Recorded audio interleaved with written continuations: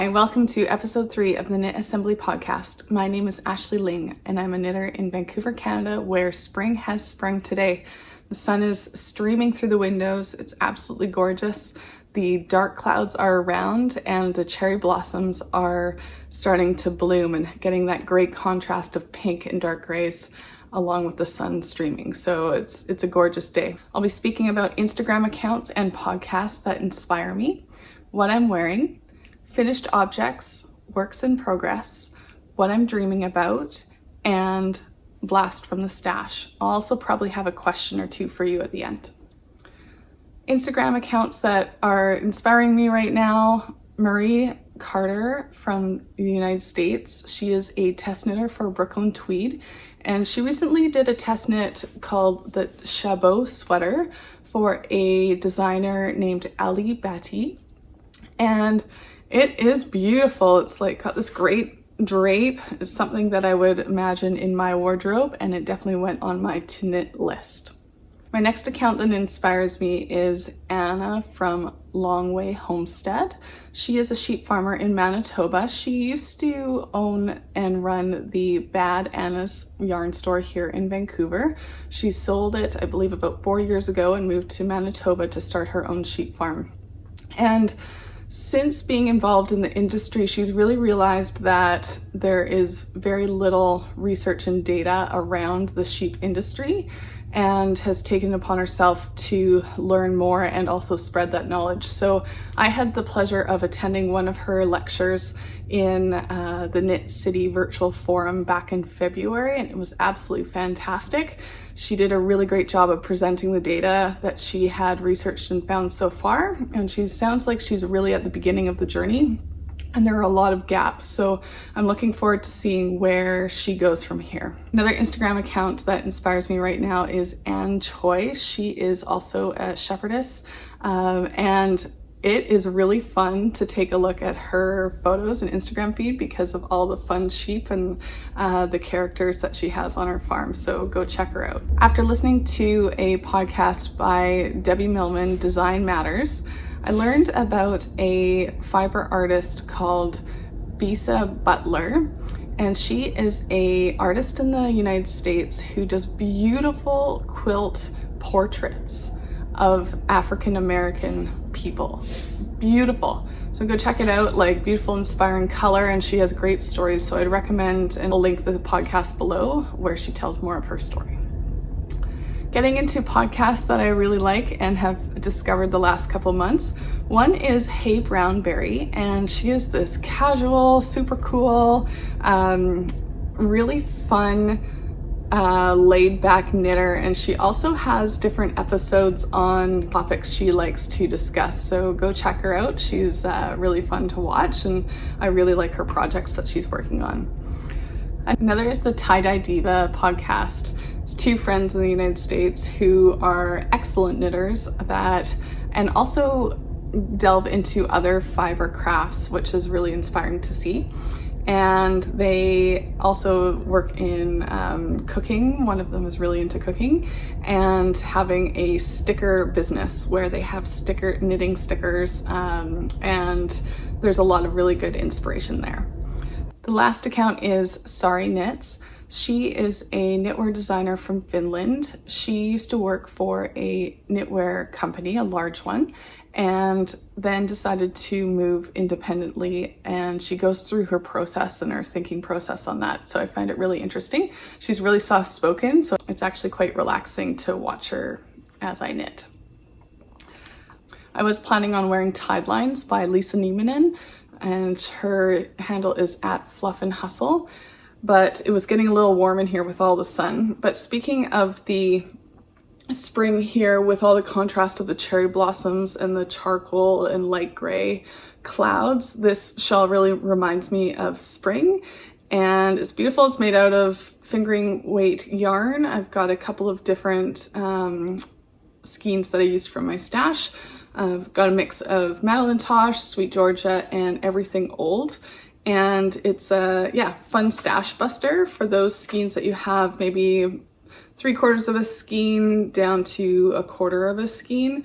You can make this work in different stripes. So beautiful design, and I really like the fact that it's asymmetrical and it really wears well, that you can kind of wear it in random positions and it falls really nicely.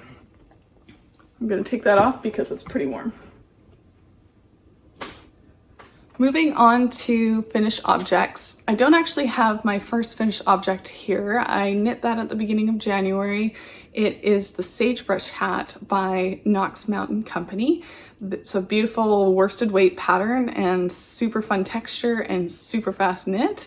I went stash busting and found a skein of Sweetgeorgia worsted in Cypress, and I knit that up in about a week. It was really fun to knit, great pattern, well written, and I really wished I could keep it. It was one of these patterns that really, once it's blocked, it really pops, and so it was quite fun. I knit it for a good friend of the family who was turning 91, and I wanted her to have something warm for her head because she does a lot of walking up north.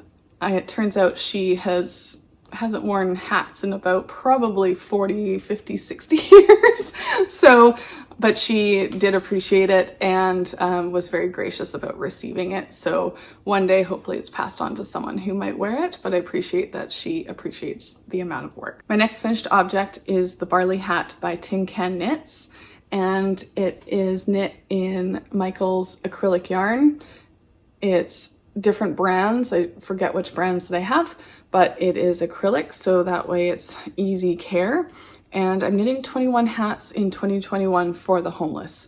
And I feel it's something easy that I can do, and I always need some social knitting to pick up, and that's something that I can always pick up and knit a couple rows. One of these hats, which is the size medium, they're sized from baby all the way up to extra large.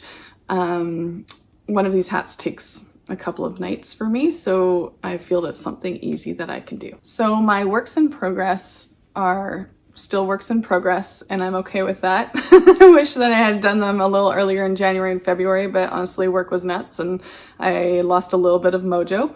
I am working on my daughter's Fabel sweater, which is a pattern by Thea Rytter, and it makes this unicorn shape where you add embellishments onto the unicorn, including the horn.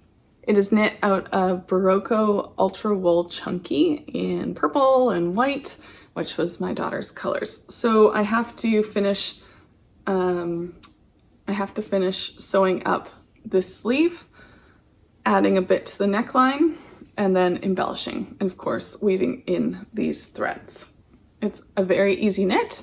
I learned some things I haven't done intarsia in a long time, and check out VeryPink knits for intarsia, or any tutorial actually around knitting. VeryPink knits is a great resource. My next work in progress, as you all know, is the epic sweater for my husband.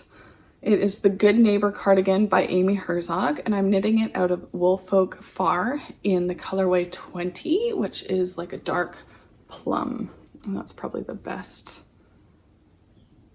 color shot I've got of it. It almost, in some lights, in darker lights, looks like brown, and lighter it looks like lighter plum, so it's pretty great.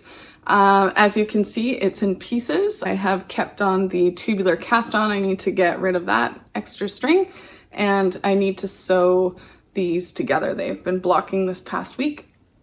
I'm going to take up my friend's offer of sewing in the zipper because she is so fantastic at that. So very close to being finished. I do need to sew on a neckband as well, and then I'll be done. This yarn has been a pleasure to knit with. It is super soft, super fluffy. I'm a little worried that it's a little warm right now, and it's going to be a little hot to wear, but he can wait till the fall to wear it. That's fine. So moving on to what I'm dreaming about, the current shawl that I really like, I just saw the pattern a couple weeks ago, was called Cloudbreak by Melanie Berg, and it's a fingering weight shawl. And as you can see, it's got interlaced all these different beautiful colors, where it's kind of got this IKEA effect where everything's white with pops of color, and I feel like you could do tons of different combos with this, and also it would be a great stash buster. I find a lot of my stash is fingering weight yarn, so I feel like this would be a great shawl to do, so this has definitely gone in my queue. So my blast from the stash, I take my random number generator and go digging in my stash, and I came out with this little quarter skein of YOTH Big Sister DK, and it is a wool cashmere nylon blend, and the color is rosemary. It's this beautiful shade of greeny blue, almost teal, and I love it. I can't wait to knit with it again. It's really quite soft, and I think adds a lot of plump with color work, so I'd like to figure out a pattern where I can use this as a good stripe or a couple of stripes, or maybe blending with another yarn to make a really cool marl. So green, of course, is really springy. I'm really excited to knit with this, so we'll see what I end up using this for. And I don't know about you, but I always get to the, when I only have this much left, I just want to use it up. I'm like, how can I use it up? It seems like it'll be very quick to use it up. So how can I do that? I want to share another blast from the stash. This is something I've talked about in the previous episode as one of the works in progress I started. I did a lot of cast-ons. I have not touched them since the last episode, but this is really inspiring me right now. This gold color, it's almost like a golden wheat, dark golden wheat color, and it is inspiring me with the gold and the bright sun. And also by the time I finish knitting this, it will probably be in the fall, let's be frank.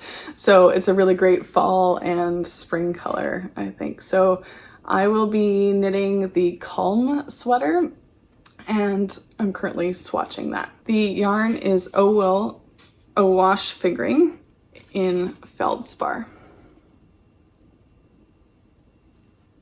Question for you is, what are you working on? What's inspiring you right now? What are you excited about as we get into spring 2021? Let me know below. I'd like to check it out on Instagram, so link those as well. Thanks very much for joining me. I'll see you next time. Bye.